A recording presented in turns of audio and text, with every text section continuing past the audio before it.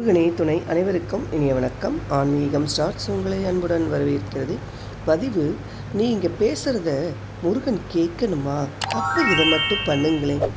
வாங்க என்னன்றதை பார்க்கலாம். முருக பக்தர்களின் எண்ணிக்கை நாளுக்கு நாள் அதிகரித்தே வருகிறது. கலியுகத்தின் கண்கண்ட கடவுளாக போற்றப்படும் கந்த கடவுளிடம் அசைக்க முடியாத பக்தி இருந்தாலும் சில சமயங்களில் பலருக்கும் நாம் பேசுவதை முருகன் கேட்கிறாரா என்ற சந்தேகம் வந்துவிடும்.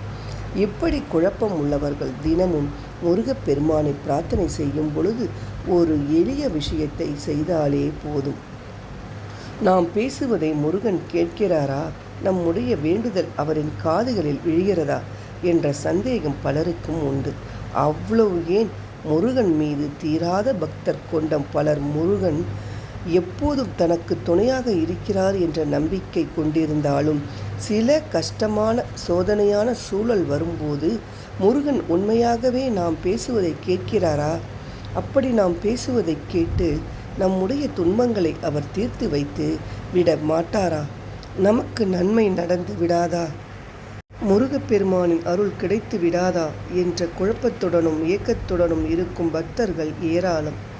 இதே குழப்பங்கள், கேள்விகள் உங்களுக்குள் இருந்தாலும் முருகன் உங்களின் குறைகளை, வேண்டுதல்களை கேட்டு அவற்றை நிறைவேற்றி வைக்க வேண்டும் என நினைத்தீர்கள் என்றால் தினமும் காலையில் எழுந்து குளித்துவிட்டு மனதில் முருகப்பெருமானை நினைத்து நெற்றியில் திருநீர் வைக்கும்போது வந்த வினையும் வருகின்ற வல்வினையும் கந்தன் என்று சொல்லிட கலங்குமே செந்தில் நகர் சேவகா என்று திருநீறு அணிபவருக்கு மேலே வராத வினை என்ற திரு முரு காற்றுப்படை பாடலை சொல்லி நெற்றியில் நம்பிக்கையுடன் திருநீறு பூசி வாருங்கள். உங்களின் வேண்டுதல், நீங்கள் பேசும் வார்த்தைகள் முருகனுக்கு கேட்கும். அவரும் உங்களுடன் பேசுவார். நாம் இந்த பிறவியில் அனுபவிக்கும் துன்பங்கள் அனைத்திற்கும் முந்தைய பிறவிகளில் செய்த பாவங்களின் வினையாக ஏற்பட்ட வினை பயன்களால் தான் நடக்கிறது. அதேபோல் இறையருள் நமக்கு முழுமையாக கிடைக்காமல் தடைப்படுத்துவதற்கும் கூட இந்த கர்ம வினைகளே காரணமாக உள்ளதாக சொல்லப்படுகிறது. இந்த கர்ம வினைகள் அழிந்து முருகனின் அருள் கிடைக்க வேண்டும் என்பதற்காக பாடப்பட்டது தான் இந்த பாடல். இதற்கு முந்தைய பிறவிகளில் ஏற்பட்ட கர்ம வினைகளும் அதனால் இனி எனக்கு வரப்போகும் துன்பங்களும் கந்தன் என்று முருகப்பெருமானின் திருநாமத்தை மனமுருகி சொன்னாலே ஓடிவிடும்.